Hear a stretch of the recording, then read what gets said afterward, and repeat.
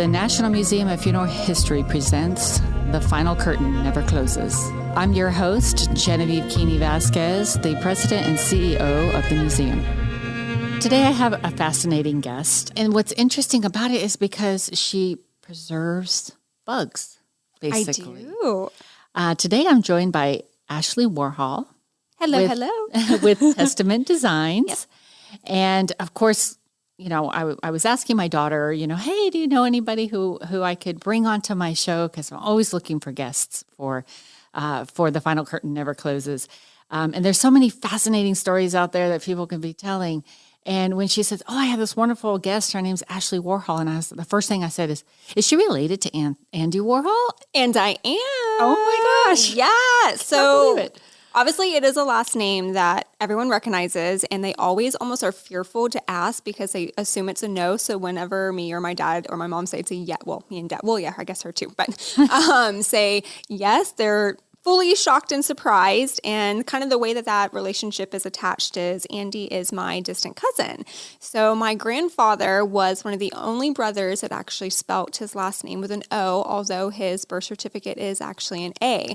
So we are literally the one line with an O, which has been a blessing for all the careers that I'm involved with, especially with art, because immediately they're like, well, do you paint? I'm like, actually, I do. Yeah. But a way different style than Andy. No bananas or, Marilyn Monroe's. I'm more of a darker artist, but with always the message of like love and light within my pieces. Same with all the butterflies and taxidermy. So yeah, so I'm kind of right on that same road as Andy, just a completely different style. That's fascinating. So that the artistic bloodline exists still today. It does. That is fascinating. And in your work is somewhat very nature driven. Yes. So if I could have my own way, I would live out in the woods with nothing but trees, creeks, rivers, animals. And I kind of wanted to have that an element of what someone can have in their home. So when I first started this business altogether, butterflies have always been a sign that God is with me. So I was never thinking down the path of doing anything nature related, but I just always knew that I loved nature.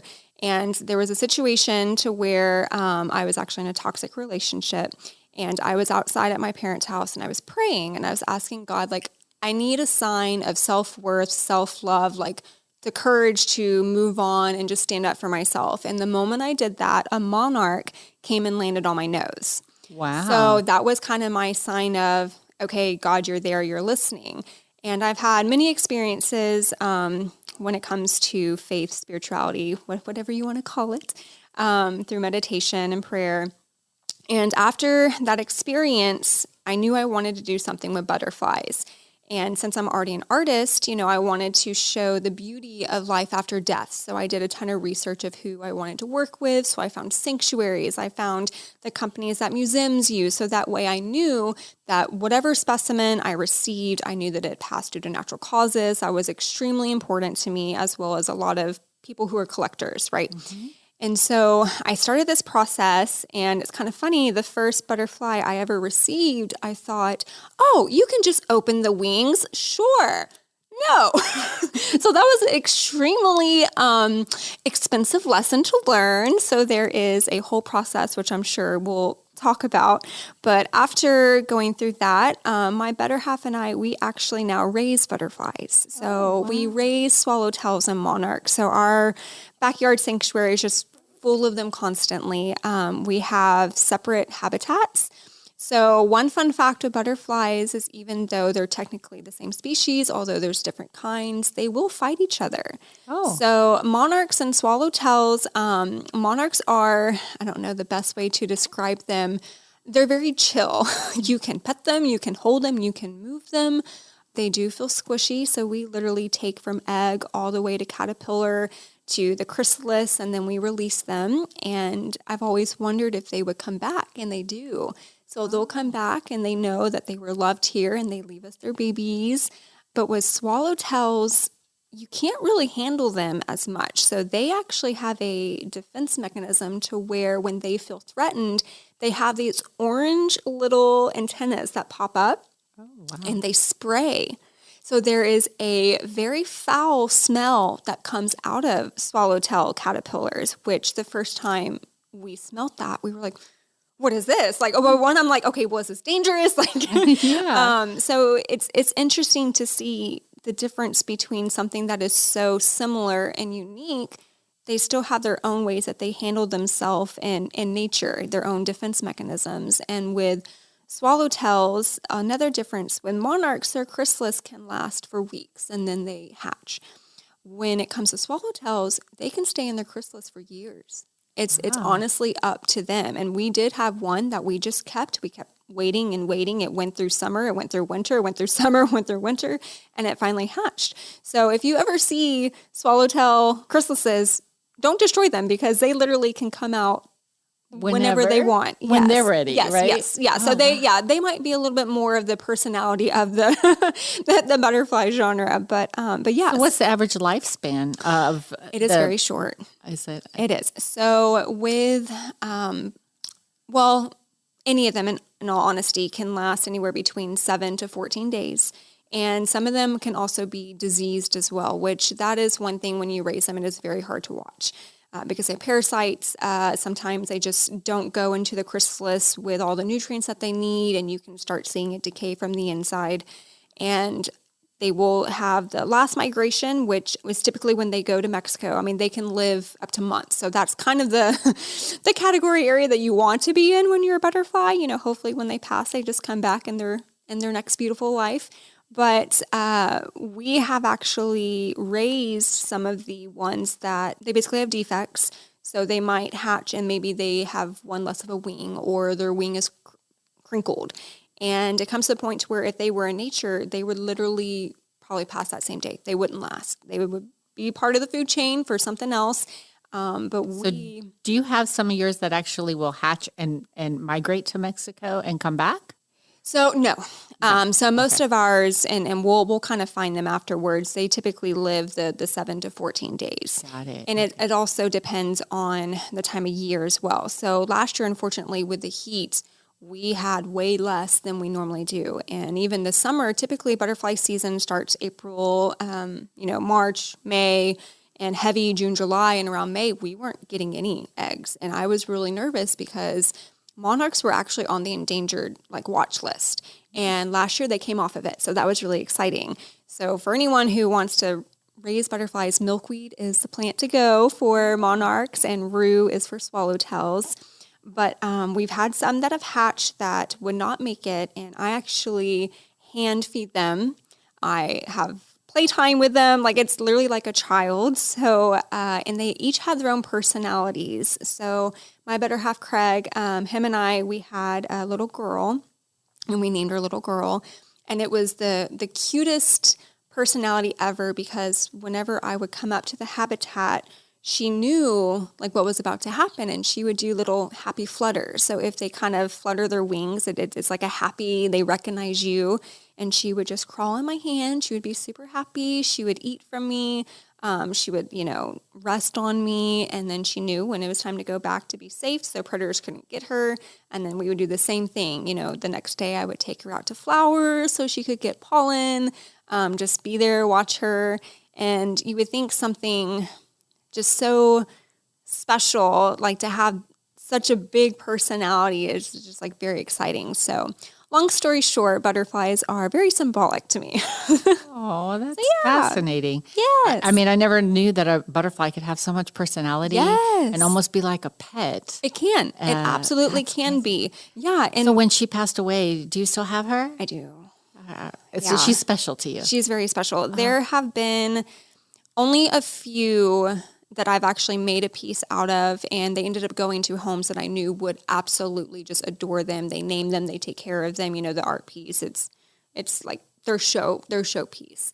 Whereas there are some I cannot get rid of. Yes, and it's very hard. I'm a very emotional person. I'm very in tune to my feelings and earth and nature, and so having the constant joy of something, but then having the constant emotional, when they pass, and it's just something that you have to, you never get used to it, but knowing that I gave them a life longer than they would have lived. And some of them actually lived past 14 days. So that also made me kind of question, okay, well, maybe there is something in nature that is making them not live as long. that personal care. And obviously it's a one-on-one time. And then I thought, well, I've always thought that the essence of love in general can make someone or something live longer as well. So maybe they experienced that energy of love, and that's what made them keep going. It's that human interaction that's keeping them Exactly. going, whereas in Exactly. nature, it wouldn't exist because they're just Yes. out there fending for themselves Yeah. and living their best life that they know that they can, and then their cycle has come to an end. Yep. Interesting. Yes. Wow. But yeah, no, I've kept a lot of them, and I haven't decided if I was going to do an art piece, or honestly, I just have them in my art room on a shelf. So that way they're just kind of still with me. But they have their own personalities. You know, most butterflies, if you ever do have the opportunity to hold one, you don't want to touch their wings as much as possible. But a lot of times if you kind of go under their underbelly, they'll actually land or crawl on you. And it got to the point to where we would put our hand in and they would just come. So it's not even like trying anymore. They just, here you are, here I am. Interesting. You know, I took my grandkids to the Museum of Natural Science Yes. where they have the big butterfly exhibit Yes. and stuff. And I, you know, you've got these beautiful creatures that are just dancing around in the air. And I took my grandsons, my grandkids, and Right. we went in there, and one of my grandsons is petrified of the butterflies, and I'm trying to get him to understand the beauty in the creature, and that it's Yes. not going to harm him, and it's okay. But there's just I guess the flutter of their wings, Right. the unknown of what they might do is what fears him. Right. But I found it to be interesting. I would have never thought in my life that anyone would be afraid of a butterfly. Yeah, I've actually had a couple kids come to my booth at vendor shows that are scared of butterflies or scared of bugs or anything. And it's funny because when you actually come up to my booth, I kind of look like a mini museum because I have stones, I have all of these artifacts, fossils. And it was interesting because they got to see it when it's not moving, you know, so the parent allowed them to kind of take closer looks and see the beautiful colors. And I think it kind of helped them in realizing maybe they're not as scary in person. I mean, it's not fluttering, but it's interesting, you know, when you have like the vendor shows that you guys are providing, you know, this is an atmosphere of learning and experience, and for kids to really have the knowledge that they might not really get to have out there compared to seeing something live or, you know, in person. Yeah. So you were mentioning the vendor shows. Yes. So for our listeners, Ashley will be one of our vendors at our upcoming Witches Brew, which is a night market here at the museum, where we get to really reach out to the community and to the artisans in our community to bring forth their talent in a booth and show their work and be able to share it with the patrons and visitors for the market. Unfortunately, our Witches Brew that's coming up on October 11th has already been sold out. That is incredible. Congratulations. Thank you. Yay. Yeah, we're very excited to know that people really want to come out and support the community. Yes. So it's community giving back to community, and that's what I really love. It's just a good show of everyone just coming together and showcasing the many talents that are going to be on display. But if you don't get a chance to come to the Witches Brew, we hope that people can come and see you at the Dia de los Muertos market that we're having on November 1st. Since the Witches Brew sold out, we created a secondary market so that everybody gets a chance to come in and see the wonderful things and see Ashley and her wonderful work with the butterflies. So we're talking a little bit about we've talked about the life cycle of the butterfly. Right. So let's talk a little bit about the preparation, or is it taxidermying the butterfly, or what do you call it technically? I like to say taxidermy because it is a specimen that you still have to work with. Now, I don't think I'd have the heart to work with like large animals. I cried when it was, you know, a science class and we had to dissect a pig. So I can only imagine going with the larger specimens, which I did do some research though, which I do know some interesting facts when it does come to that though. But with the butterflies, like I said, my first experience, I thought you could just open them. Nope, case. There is a process. So with butterflies, it's actually more freezing. So they preserve themselves, which is very interesting because their colors always remain, which you would think something over time would start to decay, colors would fade, and that's not the case. So one thing that I do when I first started, and every artist is completely different, I actually have this container where you want to moisturize basically their muscles again. You want to rehydrate them so it relaxes their muscles, because majority of butterflies, when they pass, their wings will close and then their feet itself will actually fold in together. So if you see a butterfly on the ground and you notice that they've passed, or they're in the passing. That's what you're interpreting as the freezing. So yes. Not freezing temperature wise, right? But no, it is freezing temperature. Yes. Oh. So when you find an actual specimen that has passed, you want to put it in the freezer. So I keep mine at least for a couple weeks, just so the preservation actually is pretty consistent. And some species are a little bit different when it comes to that. But once you take it out, that's when you have to rehydrate and re-relax their muscles. So the container that I use, I actually have just like a small kind of paper towel that you want to moist. You don't want it to be heavy in water because it can overhydrate a butterfly, and then their wings actually have mold, they won't move, or they move too much and it breaks. So there is a scientific process of you really have to kind of balance and know the species that you're working with and watching it. And so on top of the wet paper towel, you use aluminum foil, and you almost kind of crinkle it to where it looks like a grill. And you put that on top, and then you put the butterfly itself basically on top of that, and you keep it there. And you want to store it in more of like a dark atmospheric area. And you want to watch it, because some butterflies, maybe 24 hours, they're good. Some, it could take a week. And when you get into larger butterflies like atlas moths or bird wings, their muscles are so intense and so structurally sound to where you have to be very careful, because if you don't do it enough, it's going to break. Wow. Yes. And so once you have it to where you can kind of move it a little bit, and every artist is also different when it comes to this. A lot of people use styrofoam that has kind of like this cut indentation in the middle so the body of the butterfly sits. And then they use little pins where you can actually move the wings how you want them to be, and they pin it to where it stays that way. And so same thing, you have to let the butterfly just run its course of, okay, this is how my body is going to be. This is where it's going to stay. You have to allow the butterfly the opportunity to kind of relax post-mortem. Yes, exactly. Exactly. And so with me, I actually don't use pins. I use a wooden kind of slate that has that same cut in the middle so the body lasts or stays there. And I actually use kind of these glass squares to where instead of pinning where I want it to be, I just kind of let them rest on it. So the weight of it holds it down to where I want it to be that way too. So there's a lot of different processes on how you want to do it. But I mean, something so fragile and delicate, I mean, any artist can tell you the moment you start, you're like, oh, please. Like, oh, okay, this way. Okay, perfect. So how many unfortunate butterflies don't make it to the art piece? Oh, I use everything. I use everything. Oh. So if for some reason something does break, I will have it part of a imperfect collection, because I don't want to waste anything. And honestly, sometimes I feel like when they are in that perfect position, not that it's not as meaningful, but it just kind of shows life in general. Like, not everything always goes the way that we want to go, but it doesn't make them less beautiful. Exactly. So I use everything. Yes, and beauty's in the eye of the beholder, That's correct? exactly right. Yes. That's very interesting. Yeah. So what's your general art piece? 1 butterfly, 10 butterflies? So I have made hundreds. And I have actually made massive moss pieces that incorporate butterflies as well. So typically with my butterfly pieces, I do them in shadow boxes. So that way, there's glass.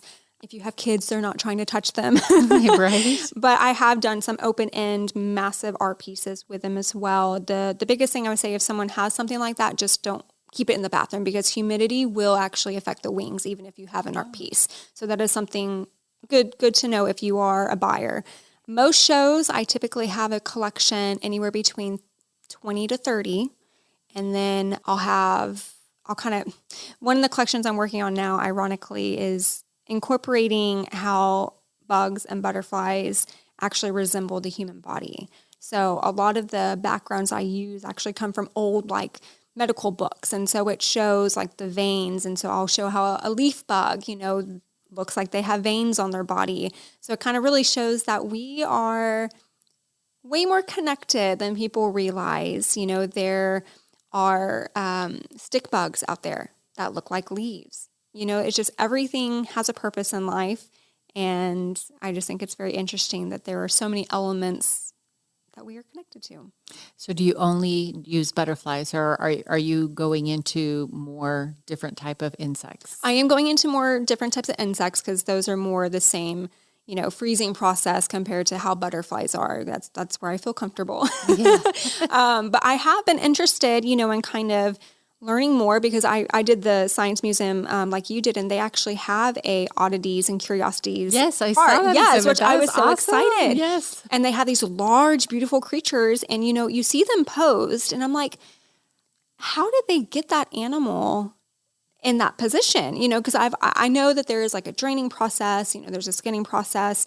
And I just assumed in large animals, they stuff them similar to some of the smaller ones when it comes to taxidermy. And when I started researching, I didn't realize this. Now, I'm sure some are in that category, but I did find some information where a lot of the times they take the skin, they have that preserving process, but then they actually create a mannequin or a mold of the animal. And so what they ended up doing is that's how they put them in these unique positions, running, one leg up that you see in these museums. And then they take that skin, they put it back, they smooth out all the imperfections, and then they have an artist come in that basically does touch-ups to make it look realistic as possible, and then they ship it.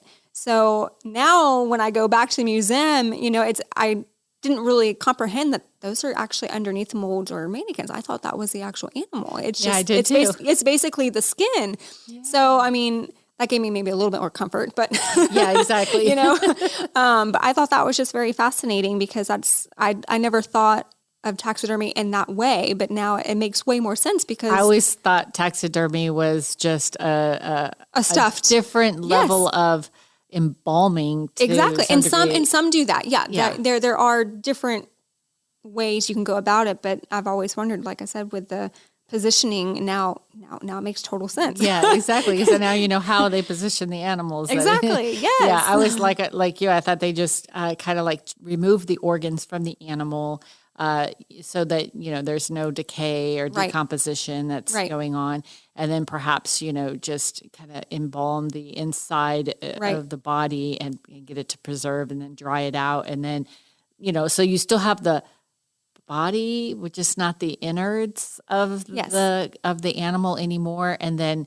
they sew it all back together. You put some stuffing in it for so that it doesn't collapse, and then sew it all back up. That's my imagination, interpreting taxidermy without any research. That's just and that's what mine was. Yeah. And I want to say, like, with more like smaller animals, that is exactly what they do. And they either go through the back or they go through the stomach, and they either sew it back or they staple it back. But yeah, after seeing more of the larger ones, I was like, well, this is very interesting. Yeah.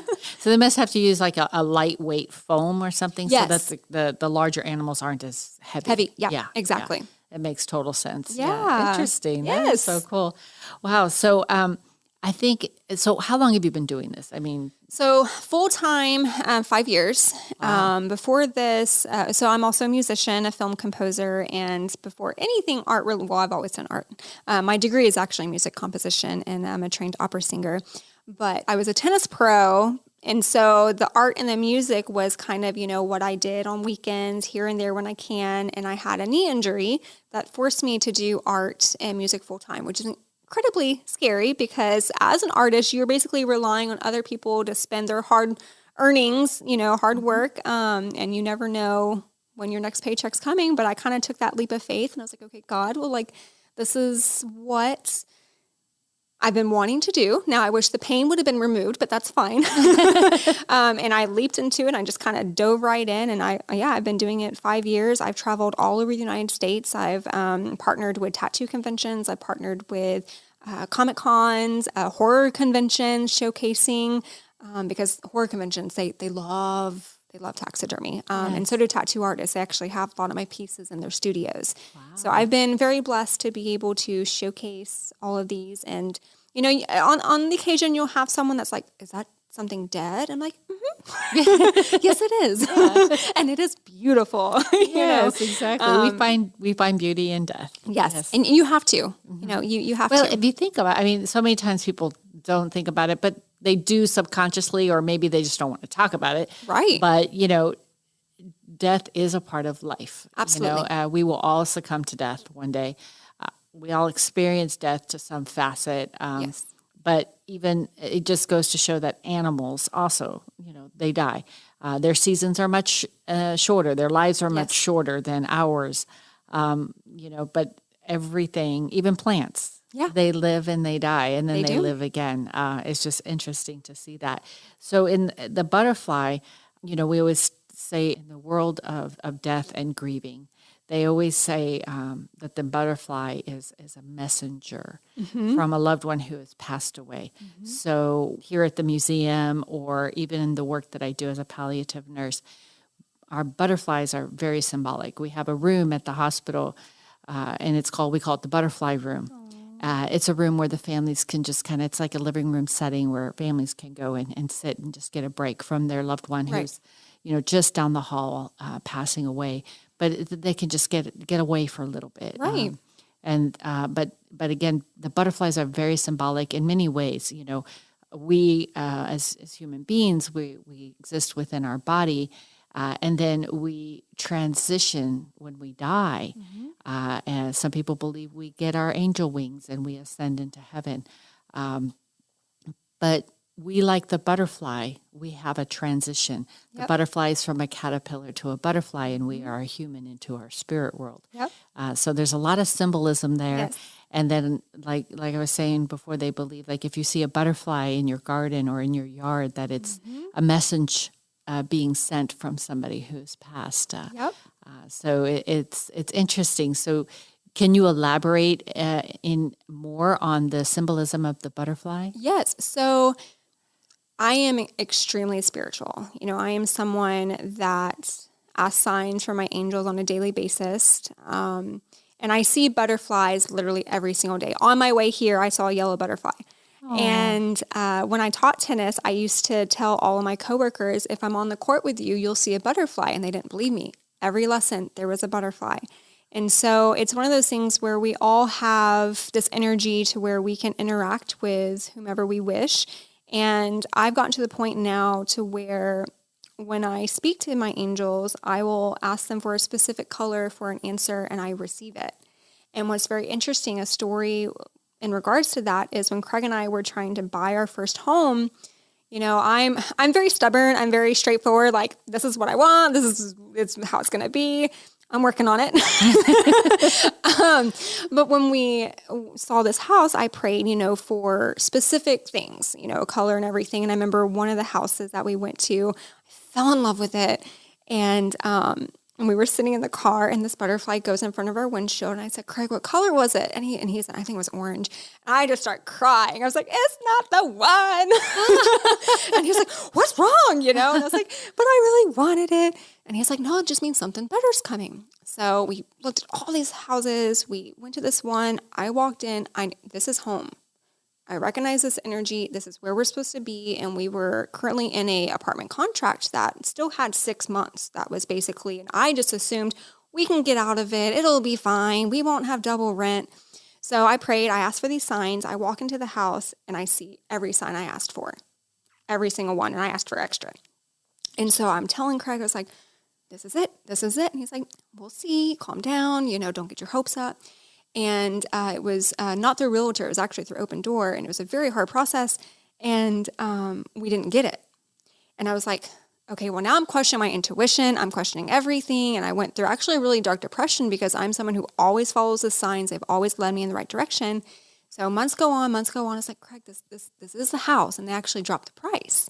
They were asking way over what appraisal was and wanted it to be in cash. And this is our first home. We didn't have that. Yeah. And I was like, okay, I'm just going to have the faith. And it ended up being to where months went by. It was about to be August, and they were hitting hurricane season. It needed a new roof, all these things. So our realtor reached out. They lowered it $50,000. So now it was at appraisal, and we could afford it.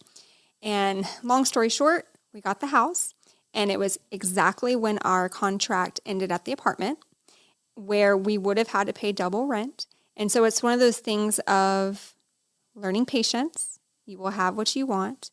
Trust in your guides, intuition, angels, everything. But so with butterflies, it is one of those things where on a daily basis, I ask, I receive. So did you receive the color butterfly for that house? And what color was it? So I asked specifically for a yellow, if it was a yes, an orange if it was no. And so we had multiple yellow ones. And ironically, at that house, it had cardinals that flew in front of me while we were walking up. It had blue jays. I walked in the backyard, a gorgeous, massive tree. And I love trees. So everything that I was just kind of asking for, I did. I always receive my answers. Mm-hmm. And another interesting thing, so we actually just recently lost our husky. She was 16. She was my shadow. She is like my best friend. I'm going to try really hard not to cry. But she was just literally everything through with me. I lived basically half my life with her. And it was a really hard struggle. The day after she passed, the next day, which of course when you're grieving, you're not really wanting to look for the signs because you're just in this distress, but a butterfly came. And so Craig was like, she's okay. You know, it's one of those things where our signs are around us constantly. And what I was getting to is with butterflies, I'd asked, we just came back from LA to do a music video, and there was a vendor show I was debating doing literally the next week because my parents already had Roxas. I was like, well, it would be easier if you just kept her so she doesn't have to go back and forth with her old age. And I asked if I should do that vendor show, and the answer was no. I said, okay, I'm going to listen to you. I don't know why, but I'm going to listen to you. So if I would have gone, I wouldn't have been able to have that last week with her. Oh. So it was kind of one of those situations of, thank you. I'm so glad that I stayed.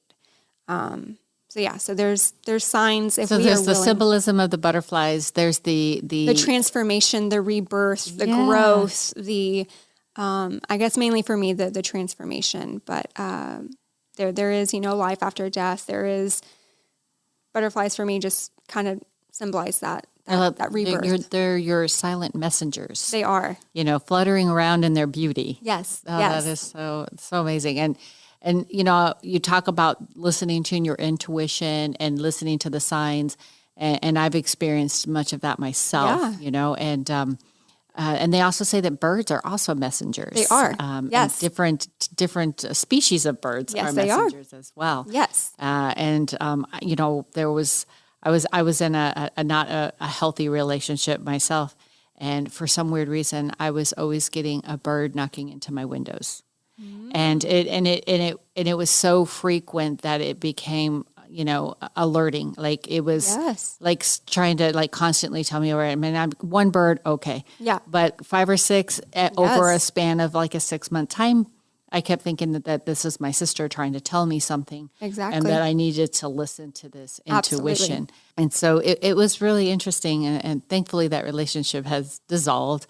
But after that relationship dissolved, I never had another bird crashing into my window, which was very, very, very bizarre. Yes. And then one time I had a bird literally fly into my bedroom. I mean, the bird had to go under the covered patio, go through the living room, and literally make a right turn to get into my room, and then turned around and flew right back out.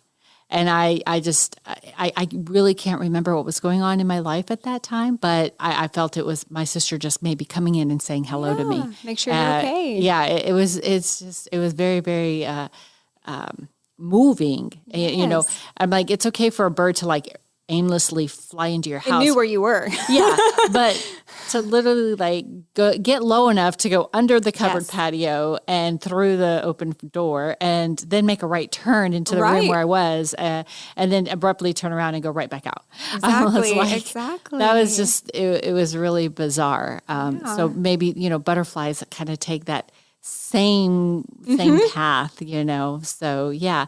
So the pieces that you create for your vendor shows, for the people that might be interested in them, are they framed pieces? They're all, like you said, in shadow box. Yeah. So they're in a shadow box. And on the backs of all my pieces, I actually have labels. So it does state the species and origin, and it has my autograph as well. So they know exactly what they're getting.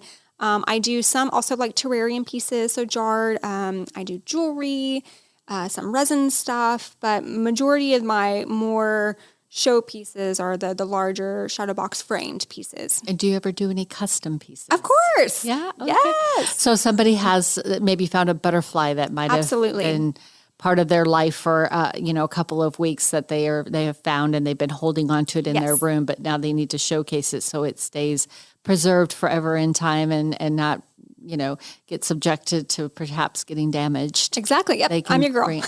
That's awesome. That's awesome to know. So what's the best way to, perhaps reach out to you? Yeah. If they have a butterfly they want to get to you, how would they reach you, and how do they transport that butterfly to you? So through social media is always easy. Of course, I have a website as well, but if someone wants to find me, Ashley Worhol Official is my tag for Instagram. I run my own account. I'm super personal. I love human connection. Obviously, Facebook as well. My website, you can just Google Testament Designs. Our best friend Google, she'll find it. Yes. But the actual website is testament-designs.myshopify.com. So you can also find my email address there, which is warholmusician@gmail.com. But when it comes to transporting, most of the time when I do custom pieces, I will always meet the individual. I'll just kind of tell them what to do, how to preserve it if it is more on the fresh side. If it's not, then it's way easy, to kind of handle. But I'll meet them. It's actually a really fun process. They can see all of my past designs that I've done, but then they actually get to choose everything of their own. So the inner frames, the backgrounds, if they want a exterior framed, so it's very unique and very custom. And what if I live out of state and I can't meet you in person? We can mail it. They can ship it to me and I'll ship it right back. So if I call you, you're going to tell me how to package it and make sure that it Yes. doesn't get damaged. Yes. That's awesome to know. So, Yes. So butterflies abound. Yes. If you have a butterfly around that has been very symbolic in your life, that has a profound memory associated with it, you can actually put it into a wonderful, long-lasting piece of art that can be passed down to generations yes. Along with the story and the memory behind that beautiful butterfly and the symbolism it represents. Perhaps it's the spirit of your loved one that has passed before you. Ashley, it's been wonderful having you. I'm so excited to see your pieces, and I wouldn't be surprised if I don't already have one from last year's market.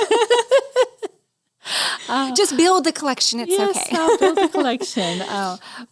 So hopefully if you've already got your tickets to the market, please come out and see Ashley at our Witches Brew on October 11th. And if you're going to miss it on October 11th, we hope you're able to join us on November 1st for our Dia de los Muertos. And if you miss it then, well, hopefully we'll be back for the spring for our Fishing Up Daisies Market series. And if you can't catch Ashley at one of the National Museum of Funeral History's markets, then get onto her website and contact her directly so that you can hopefully get one of her amazing pieces of art in the preservation of our beautiful butterflies that are around us each and every day. Thank you, Ashley. Thank you. Thank you for joining me today on this podcast. And I hope that you will share this episode and our future episodes with family and friends. We look forward to any feedback you have to offer by giving us a review on Apple or Spotify. And we hope that you will join us for a virtual tour at www.nmfh.org. And always remember, any day above ground is a good one.